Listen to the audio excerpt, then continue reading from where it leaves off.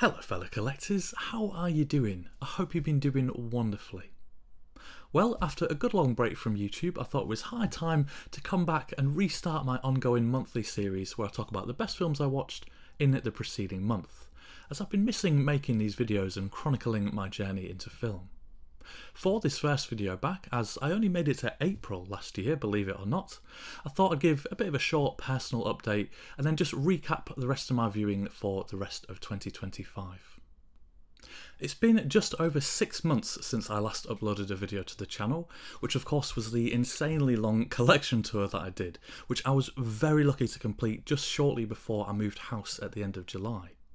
I'm absolutely delighted to say that I'm very settled in my new place. I'm lucky enough even to have some space to display parts of my collection, though I am still on a journey to reduce my collection down to just the 1,000 titles. And that's been going pretty well. I've been selling bits and bobs and then donating parts as well. And that'll be a process that goes on at least for the rest of the year, if not probably quite a lot longer. So as a result of that, I've been very conscious about what I've added to my collection, which has not been very much over the last 6 or so months. During my break from YouTube, I also changed my film watching habits quite a bit for a while. I just needed a bit of a break from the pace of watching films that I'd kept up for a good few years. And when I was watching, particularly in those first couple of months when I was busy unpacking, I was doing a lot of rewatches. So I revisited a lot of the James Bond films, lots of the Wes Anderson films, and the Pink Panther films as well. So lots of things that were just a bit easier viewing and more light-hearted. After 6 or so months of changing my film watching habits and sticking to a lot more light-hearted ones in general, I am delighted to say that I'm feeling very energised this year to get cracking with some great stuff, and of course start again to tackle my enormous watch list. There is still sat on my shelves a huge number of films waiting to be watched, and I'm very keen to get cracking. But that's not to say that I didn't watch any great films for the rest of last year. I certainly did. So let's dive into a bit of a recap. What I'll do is I'll take you through the best films I watched in May last year, and then for the rest of the year I'll just amalgamate them all together. I won't go month by month. I had my best films I watched in May video almost entirely scripted and was ready to start making the video, but unfortunately just due to the pressure and stress of moving house I wasn't able to get that done. So I've got a little bit more to say about the films I watched last May, and then a little bit less to say about the following films for the rest of the year. But let's dive right into it, and first up we have Pale Rider, a superb Clint Eastwood film from 1985, which he both starred in and directed. A great lesson, I think, in economical filmmaking and storytelling, as there is so little fat here or superfluous information. Our story follows a small village of miners living on some land that a rich man wants, but has no rights to. And he's been doing his best to intimidate them and trying to drive them out so he can greedily move in. And he's been making progress bit by bit, with people giving up and moving on. That is until the Pale Rider comes to town. And it is such a great scene when he does. The little town has a simply stunning mountainous backdrop, just superb location scouting for this one, which just magnifies the smallness and fragility of this little place. And Eastwood rides in on this clear, bright day with the snow-capped peaks in the background, just a lone man on his travels, bringing nothing with him, except perhaps hope. Also, a great use of sound in this one as well. I really enjoyed that, where some moments of silence are broken only by the sound of boots and spurs. Despite hitting some familiar beats, this isn't your typical type of western either, though I don't want to reveal exactly why, but it's well worth discovering for yourself. A wonderful wider cast really adds some depth and emotional weight to the story here as well, and help to draw you in and keep you anchored. Interestingly, despite a lack of sort of background information or perhaps surrounding information at some moments of this film, it does nothing to reduce or lessen the tension at certain points. We know just exactly what we need to know, and it works perfectly well. It actually reminded me of that phrase by Godard, "All you need for a film is a girl and a gun." Well, perhaps for a western all you need is Clint Eastwood and a gun. Economical but excellent filmmaking on full display here. And then moving on to another western, this time from Kelly Reichardt and from 2010, it's Meek's Cutoff. Now perhaps my favourite of Reichardt's films, as I really loved this one. Our story follows a small group of settlers in the mid-1800s being led by a guide that they start to lose trust in. Reichardt manages to expertly convey that sense of loneliness and isolation in the wilderness, as well as the desperation when relying on the land. While you're watching it, you can almost feel that dry and dustiness emanating from the screen, making you thirsty as well, while our characters are desperately trying to find just a drop to drink, not only for them, but of course for their animals as well. And an important reminder that you can't drink gold. Riches won't save you out there. There are also some brilliant scenes at night where things are black as pitch. There doesn't seem to be a soul around, and you get that sense of being truly in the wilderness and being all alone, or at least the characters hope so. In some ways, I think it's a film about faith and putting your trust in something or someone when you aren't entirely sure, and how terrifying that can be. You might not be sure about someone else's motives, but what other choice do you have? Do you trust instinct? Do you break away? Or do you hope and trust? The tension about their direction increases, and the waiting feels like it becomes palpable. It also made me think that some people were born for this time in history and some absolutely weren't. I'm not sure I would be. A time when violence might break out or become necessary at any time, and some people had the stomach for it and some just didn't, and how especially hard it must have been for them. Michelle Williams, who I'm not really a very big fan of, though of course a Reichardt regular, really grew on me here as well. She is excellent in this one. She has a real fierceness to her character with an inner strength, sense and resilience. There are some hints and flavours also of Walkabout to this one, I thought, which I also really enjoyed, so if you like Nicholas Roeg's Walkabout, check this one out as well. And then we've got Quartet from 1981 and a Merchant and Ivory film starring Isabelle Adjani. We follow this woman whose husband is convicted of theft, so she is left all alone, vulnerable and poor. There are so many layers to this one, and exactly what you expect to happen, happens. But it doesn't make the journey any less depressing, sad and emotional to watch. And so while this one might not be the best film to put on after you've had a tough day, my goodness, the journey is well worth taking if you're in the mood for it. Adjani is wonderful, with these hysterical moments and losing herself in the madness of things that she didn't ask for or want anything to do with.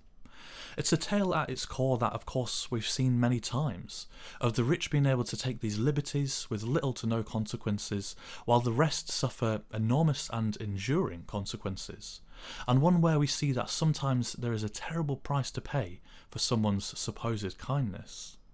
This is such an engaging and frustrating film, but you can't help but be transfixed on its inexorable journey to the end. It reminded me in some small ways of Atom Egoyan's Exotica, but just set in a very different context, of course.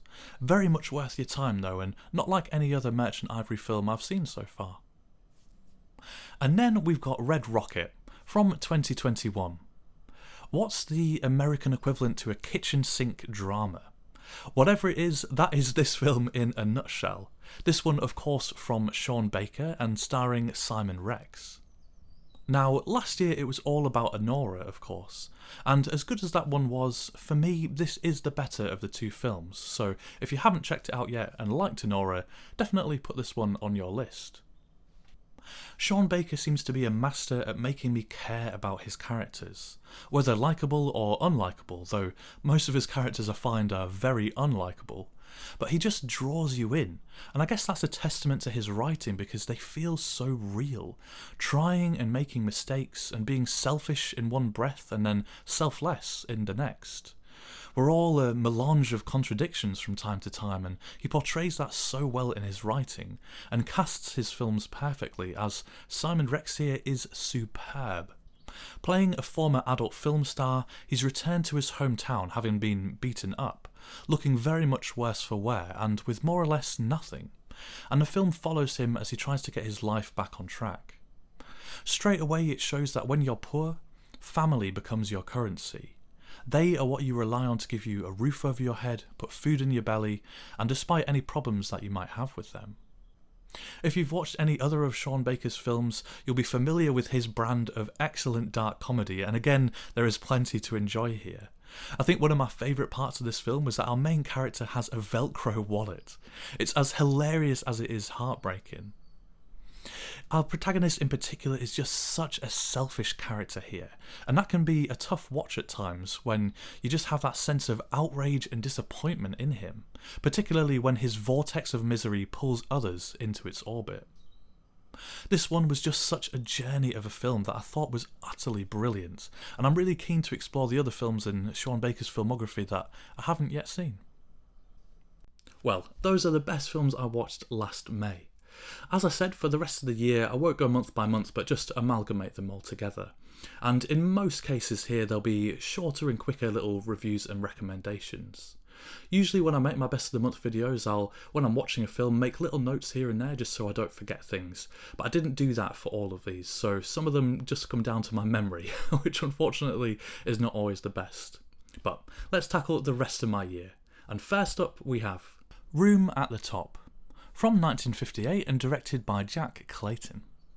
I'd put off watching this one for a good long while for some reason, but Simone Signoret, one of my favourite actors, delivers here yet again and is just incredible in this engaging, loose sort of love triangle story about what we truly desire and the cost of getting everything you want, or thought you wanted.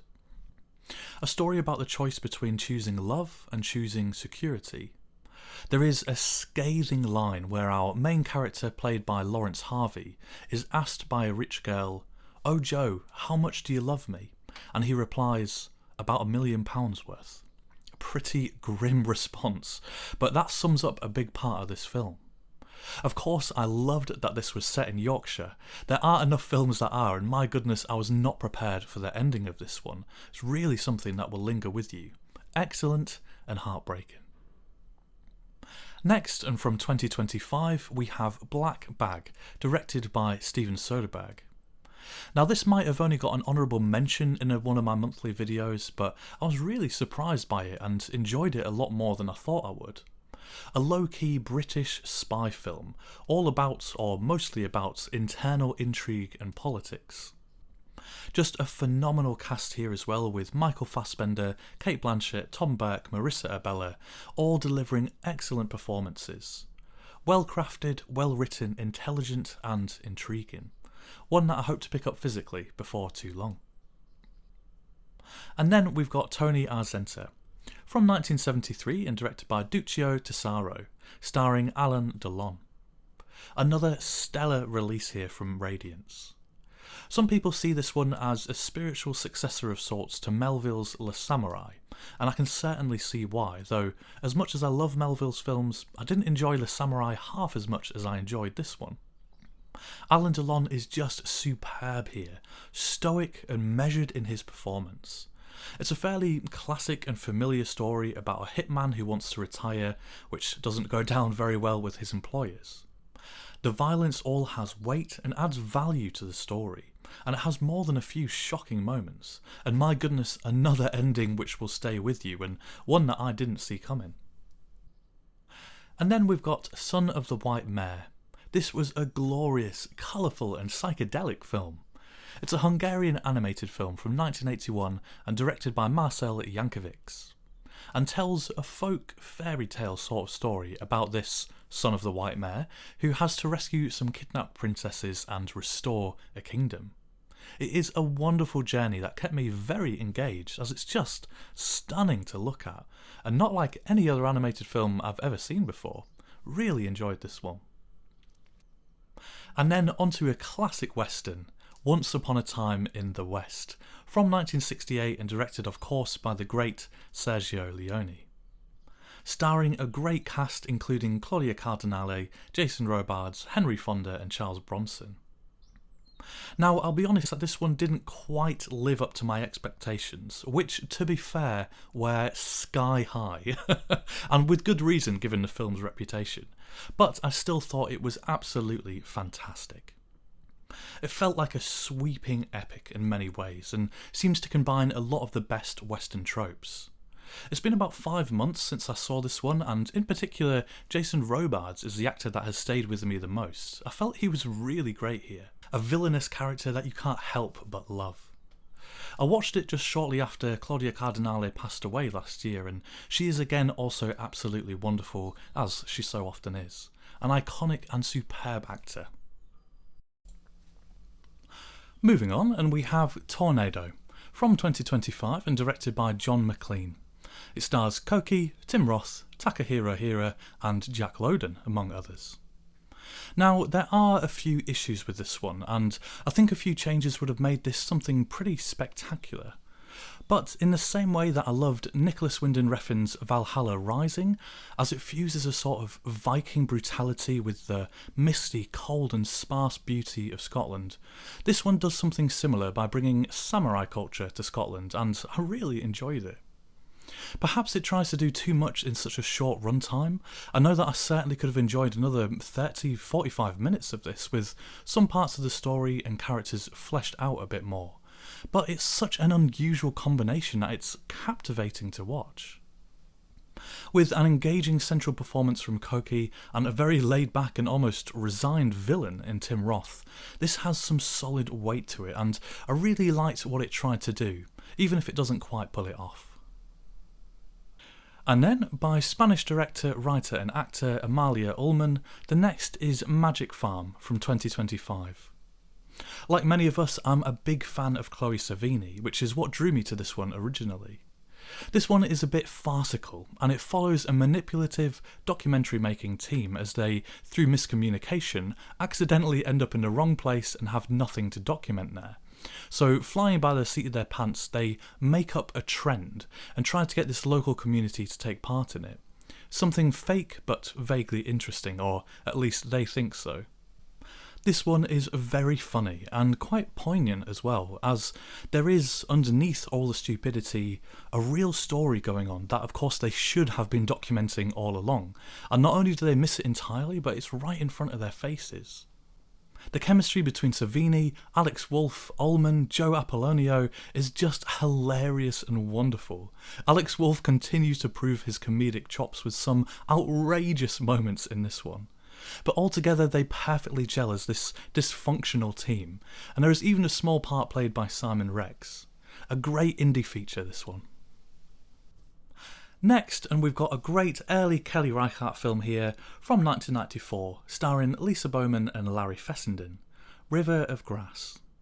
A film that is all about, as the French might say, ennui, this listlessness and dissatisfaction.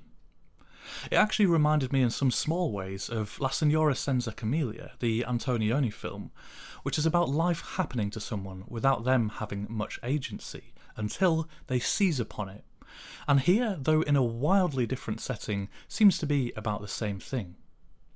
The story follows a woman who is someone who's gotten to the point in life where she has a husband, children, she's a stay-at-home mum, so she doesn't go out to work, she's home all day. She's not young anymore, but she's not yet old either, and all these things just seem to have happened to her, like she's living someone else's idea of a life, rather than living it for herself. There are some great recurring moments of her dancing, where she seems to have freedom, but that freedom isn't expressed in any other aspect of her day-to-day life. It's like the years have flown by in a blink of an eye and she doesn't quite know how things got this way. It's an incredibly interesting film, with only a very short runtime of just 76 minutes, but full of curious and odd characters. It's very Americana and also part crime story, part road trip story. Thoroughly enjoyable though, and it's shot in a very rough and ready sort of way, but I thought it just looked fantastic and really suited the story perfectly. Quite different from Kelly Reichardt's later films, but well worth a watch. Really glad that Radiance released this one. And then we have Materialists, from 2025. Celine Song's sophomore feature following her exquisite film Past Lives. I was really looking forward to seeing this one as, like so many of us, I loved Past Lives.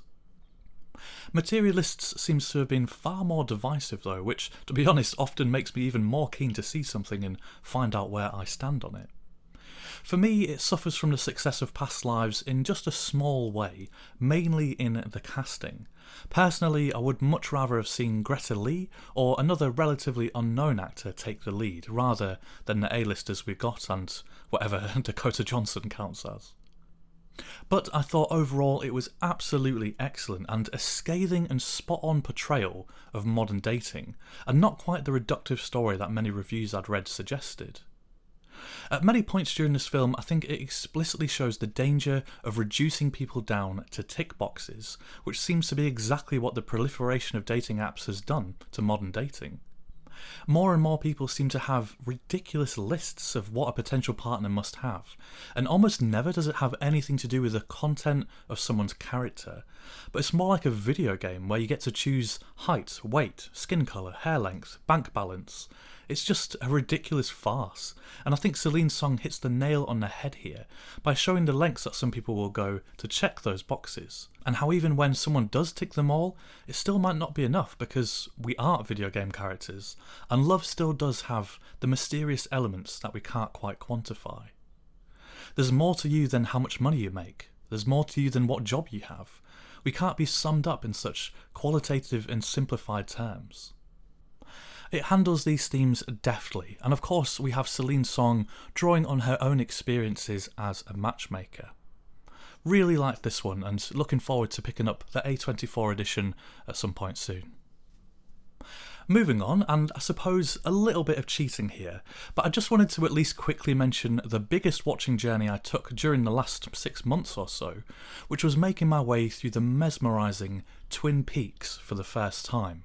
But I'll actually get into that a little bit more in my next video, where I go through my best films I watched in January. This was just such a phenomenal, incredible journey, going through the original show, the Fire Walk With Me film, the Missing Pieces, and then the Return series. Mubi had, and still has, all the TV parts available to stream, and I just had such a blast going through it all. Safe to say, if I'd been making videos at the time, I would absolutely have made at least a couple on my journey into that world. And lastly then, kind of to sum up, I thought I'd also just mention quickly my two favourite first time watches from the entirety of 2025. Both films actually I watched in January, believe it or not. But the first was Lone Star, the John Sayles film, which I did talk about more in my Best of January video from last year. So check that out if you want to hear more of my thoughts on this one. It absolutely blew me away. My first experience of John Sayles, and in no way did he disappoint. Another superb recommendation from Solitary Ronin. Just spectacular stuff. And the other one that I actually didn't talk about because at the time I had my sights set on making a dedicated David Lynch video, which perhaps I'll still do one day, but it was Lost Highway. I think if I was forced to choose, perhaps this one is my favourite first time watch of the whole of last year. Dark, twisted and shocking, this was a glorious noir-infused nightmare or dream, with wonderful camera work which made you feel like a spectre floating in the action at times, full of intrigue and mystery. I just loved every second of this one. And well, that brings us to the end of the video, and the end of my viewing recap for 2025, or the second half of it anyway. Thank you so much for watching, my fellow collector, and I'll see you in the next video.